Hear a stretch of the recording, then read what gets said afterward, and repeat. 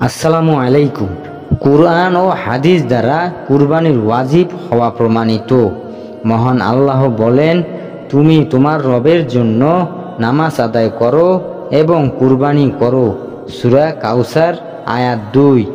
আবু হুরায়রা রাদিয়াল্লাহু থেকে বর্ণিত, রাসূলুল্লাহ সাল্লাল্লাহু আলাইহি সাল্লাম বলেছেন, যে ব্যক্তি সামর্থ্য থাকার পরেও কুরবানি করল না, সে যেন আমাদের ঈদগাহের কাছেও না আসে।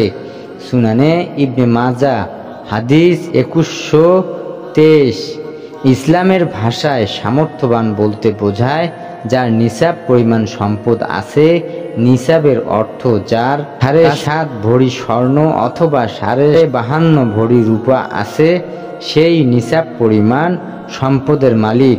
একইভাবে যার কাছে 52.5 তোলা রূপার মূল্য সমপরিমাণ অর্থ বা এমন প্রয়োজনীয় অতিরিক্ত জিনিস আছে যার মূল্য 52.5 তোলা রূপার মূল্য সমপরিমাণ বা বেশি হয়, সেই নিসাব পরিমাণ সম্পদের মালিক।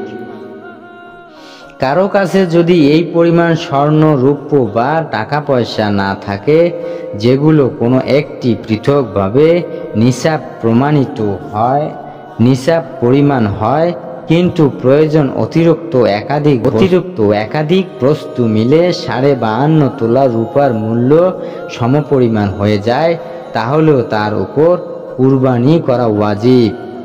যেমন কারো কাছে কুরবানির দিনগুলোতে 2 ভরি স্বর্ণ ও 1000 টাকা আছে, যার কোনো একটিও পৃথকভাবে নিসাব পরিমাণ নয়, কিন্তু 2 ভরি স্বর্ণের মূল্য ও 1000 টাকা এক করলে 52.5 তোলা রূপার মূল্য বেশি হয়ে যায়, তাই তিনি নিসাবের মালিক বলে গণ্য হবে এবং তার উপর কুরবানি ওয়াজিব হবে।